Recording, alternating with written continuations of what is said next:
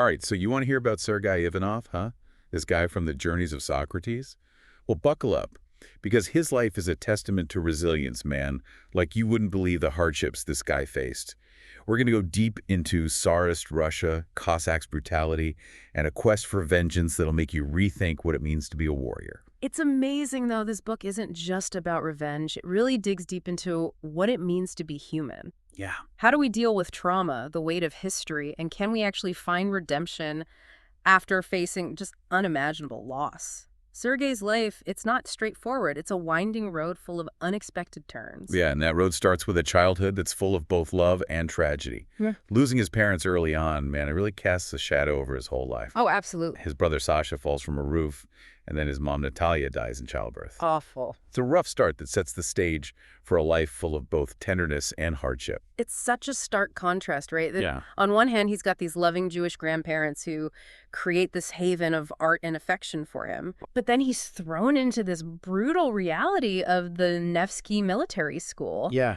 It's like he's constantly battling these two forces, trying to balance the warmth of family with the cold harshness of a world that's all about discipline and violence. You can really feel that tension, can't you? Yeah. That push and pull between tenderness and brutality. You really can. And it's at this school that he meets Dmitry Sokolyev. Right. Their whole relationship is just messed up, full of bullying and power struggles, and it becomes this sort of twisted reflection, foreshadowing the even bigger conflicts that are going to shape his life. It's like their encounters plant this seed, you know? Yeah. A seed of resentment and rivalry, and it just keeps growing over time. And tragically, it's nourished by all the crazy events happening around them. Like when Tsar Alexander II is assassinated, it sets off this chain reaction, you know? Mm-hmm. Violent riots, pogroms targeting Jewish communities. For Sergei, this isn't just some historical event. It's a personal tragedy that destroys the little peace he's ever known. Can you imagine? Yeah. The world you thought was safe suddenly erupts in violence. The home you knew is gone. In all this chaos, he loses his grandparents and the Abramovich family home, which was like this symbol of warmth and belonging for him as a kid. And remember that secret tunnel built by Anya's father? It's like a symbol of their resilience, their resourcefulness. Even in danger, there were these hidden pathways to safety. But for Sergei, that hope is just brutally snuffed out. He has to flee the school and in a twist of fate runs into Sokolyev again and ends up accidentally killing him during the struggle. Wow. It's a major turning point. This unintentional act of violence haunts him for years. He goes from being the victim of Sokolyev's cruelty to becoming, in his own mind, the perpetrator. This act sends him on this journey, years of wanderings, grappling with the guilt and trauma of his past. It's not just about surviving out there. Oh, no. It's this internal battle he's fighting, wrestling with his demons, trying to make sense of the peaceful teachings of his grandparents and all the violence he's seen and done. Exactly. It's this heavy weight. He carries this burden of guilt and grief that shapes how he sees the world, colors every encounter and decision he makes. And then just when he starts to find some peace, a little bit of happiness, tragedy strikes again. Years later, he marries Anya, the daughter of the Abramovich family, who were so kind to him during his childhood. Do you remember them? They lost everything in the pogroms, too. But fate, it seems, had other plans for Sergei and Anya. It's a cruel twist of fate, isn't it? He finds love, builds a family, just to have it ripped away in an instant. And who's behind it? Right. Sokolyev? He's back, leading a band of outlaws, even more brutal, more twisted than before. It's like a nightmare coming true. Awful. Yeah. It's hard to imagine that pain. They're just enjoying a picnic, a moment of joy and connection when they're ambushed.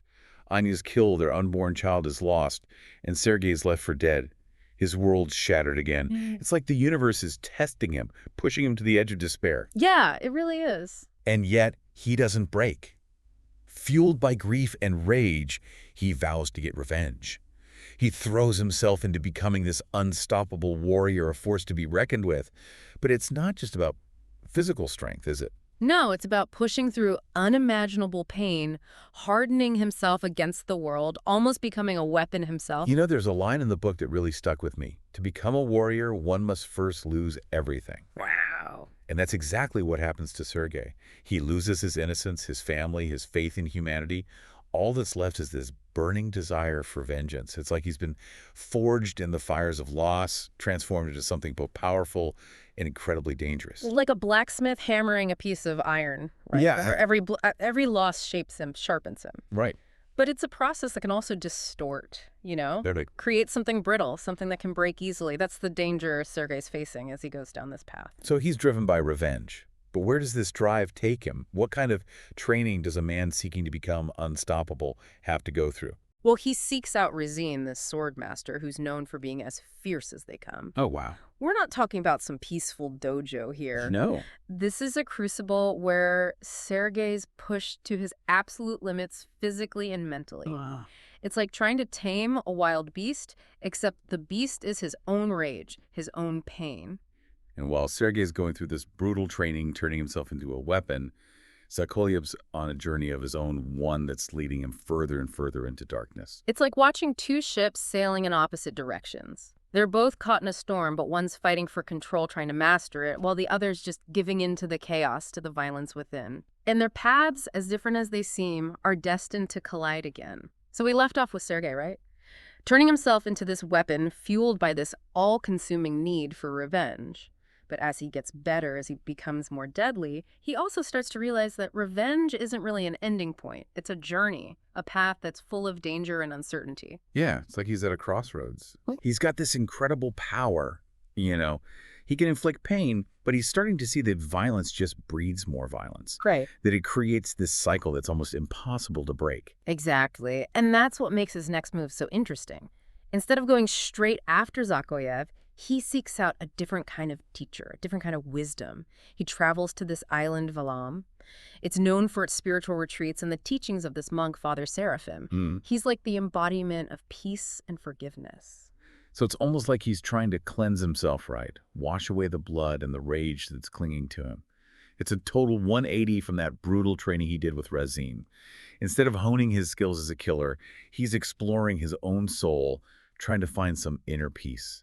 You can think of it like a pendulum swinging between two extremes. On one side, you have the raw, primal energy of the warrior, the desire to strike back, to cause pain.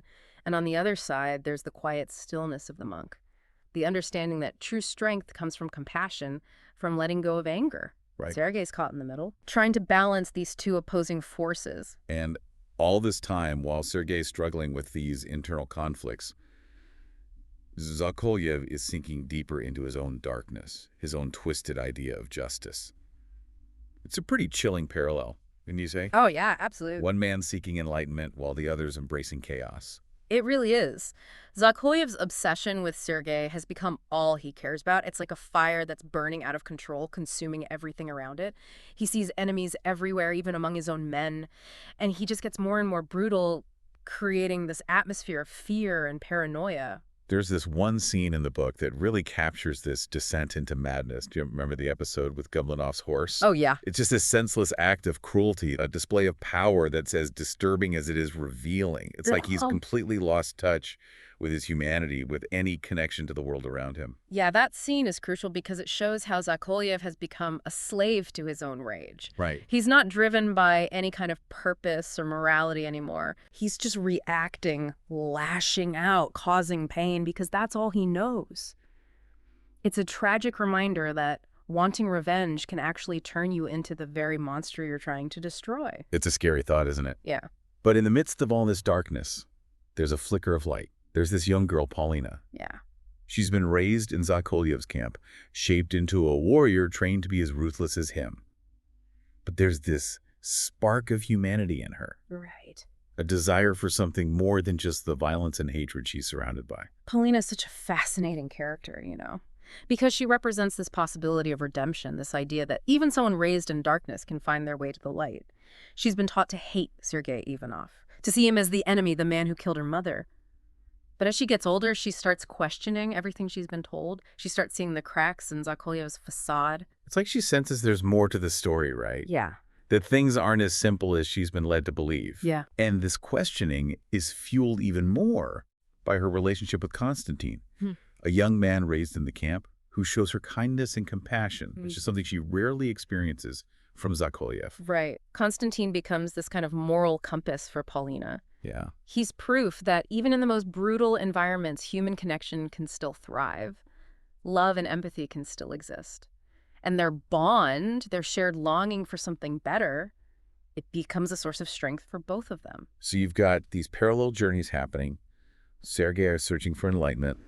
Sokolyev spiraling into madness, and then you got Polina caught in the middle, trying to figure out her own way. It's like this tapestry woven with threads of darkness and light, each strand representing a different path, a different way of dealing with all the complexities of life. It really is a beautiful image. Yeah. And as these journeys go on, the threads start to intertwine. Sokolyev, consumed by his obsession, sends Paulina on a mission to find and kill Sergei Ivanov.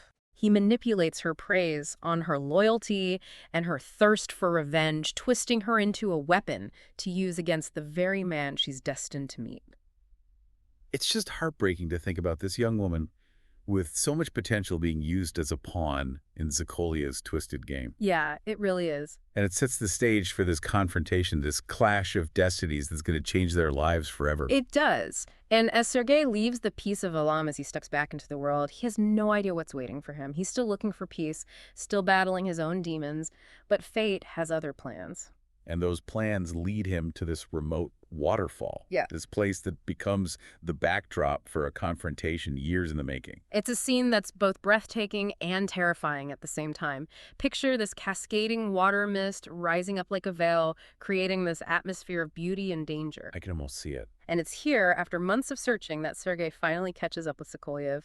But he doesn't find the man he was expecting. Instead, he runs into Paulina, this skilled warrior who mistakes him for an intruder and attacks with a ferocity that mirrors his own. Wow. It's like a battle of shadows, a clash of styles. They're both masters of stealth and combat, but they're fighting for different reasons, driven by different things. And neither of them realizes the truth, the connection that binds them together. It must be intense. It is. It's a tragic dance. A whirlwind of blades and fury fueled by years of pain and misunderstanding. And it's only when Sokolyev shows up and instantly recognizes Sergei that the true nature of the conflict is revealed. Wow, that moment must be electric. Oh, it is. Years of hatred, of obsession, all pouring out in that instant. Sokolyev lunges at Sergei, determined to finally get his revenge. But fate, as always, has other plans. Paulina, seeing her father figure attacked, she steps in. She gets between them, a shield against the storm of their rage. Wow. It's a huge turning point. It highlights just how complicated their relationships are. Paulina, raised to hate Sergei, is now protecting him. Her loyalty is torn between the man who raised her and the man she was trained to kill. And in all this chaos, Sergei sees an opportunity to end it all. He disarms Sokolyev, holds him at his mercy. He has the power to take a life, to finally avenge everything he's lost. That's like the climax of a Greek tragedy, right? These three, their fates intertwined, standing on the edge of a choice that will decide their destinies. And the weight of that choice, the burden of that decision, rests on Sergei's shoulders. Right. Will he give in to his rage, to the years of pain and longing for revenge? Or will he choose a different path? Yeah. A path that could lead to redemption, to finally breaking the cycle of violence that's haunted them all. So there's Sergei, right? Standing over Sokolyev with the power to finally get his revenge. It's a moment of truth, a clash between the past and the present, where choices have the power to change everything. It's a scene that's just bursting with tension, right?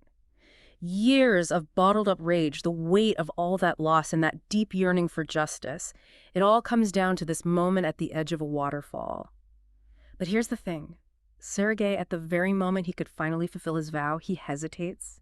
He remembers Father Seraphin's teachings, those whispers of peace and forgiveness echoing in his heart. It's like there's this battle going on inside of him, isn't it? Yeah. On one side, you've got that primal instinct for revenge, the urge to inflict pain because you've suffered so much. Yeah. Then on the other side, there's this tiny glimmer of understanding, a realization that maybe true strength comes from breaking free from that cycle of violence. Exactly. And in that moment of decision, Sergei chooses mercy. He lowers his weapon, rejecting the very thing that's been driving him for so long. It's a turning point, a testament to the power of forgiveness, even when you've faced unimaginable loss. Powerful stuff. But that act of mercy, as we know, sets off a whole chain of unintended consequences. Sokolyev, blinded by rage and humiliation, lashes out, loses his balance, and falls over the waterfall to his death. It's kind of ironic, isn't it? Yeah. Even in choosing peace, Sergei is still caught in this web of violence that's defined their lives. It really highlights the complexity of fate, doesn't it? Yeah. How even our best intentions, our most selfless actions can have these unforeseen consequences. Sokolyev's death, even though it seemed inevitable given how far gone he was, it's still a result of the choices made, the paths they all took. It shows how interconnected their lives are, how their destinies, even though they seem so different, ended up converging at this one fateful spot. And in the wake of this tragedy, you've got Paulina trying to deal with this huge revelation. The man she was raised to hate, the man she was trained to kill, is actually her father. A man capable of incredible violence, but also deep compassion. It's a truth that turns her whole world upside down, leaves her lost in a sea of uncertainty. Can you imagine having everything you believe in completely shattered? Paulina has to confront all the lies she's been told, to try and reconcile these conflicting images of who her father was and who she's just discovered him to be. It's a process of unlearning, Uh, shedding all those layers of prejudice and hatred that were woven into her very being. It's like coming out of a dark cave into the blinding light of day. Right. It's disorienting, maybe even painful, but it also offers a chance for clarity, a chance to see the world with new eyes. Exactly. And as she goes through this process of rediscovering herself, she finds comfort in some unexpected places. There's Konstantin, her loyal companion who offers unwavering support and understanding. And then there's Sergei, her newfound father, who's wrestling with his own demons but still trying to build a bridge across the chasm of their shared Their past. journey to healing, it's not easy, is it? Oh, no, it's a Ah, delicate dance. yeah. Navigating a minefield of past traumas, unspoken truths, and lingering resentments. But there's this shared desire for connection, a recognition that even after all the darkness they've endured, they can choose to create something new, something better. And that choice takes them across the ocean to America. A fresh start, a chance to build new identities and escape the shadows of their past. But as we know, the past never really goes away, does it? Not really, no. It sticks around, whispers in your memories, shapes the choices you make, the person you become. It's like carrying a suitcase with you. Yeah. You can travel to a new country, start a new life, but that suitcase filled with all your experiences comes along too. It's up to us to decide what to do with it, whether we unpack it, confront it, or just bury it deeper inside. Yeah, and for Sergei, Polina, and Konstantin, unpacking those suitcases is a process that's full of challenges. They encounter prejudice, poverty, the constant threat of violence. Reminders that even in a new place, the ghosts of the past can still haunt you. But they don't give up. They find strength in each other in this shared understanding of everything they've been through. It's a real testament to the human spirit, isn't it? Our ability to adapt, to overcome adversity, to find meaning and purpose even after facing unimaginable loss. Yeah. And it's this resilience that allows them to create a new kind of family, a bond that's forged not through blood, but through their shared experiences, through a mutual decision to choose healing over hatred. Yeah.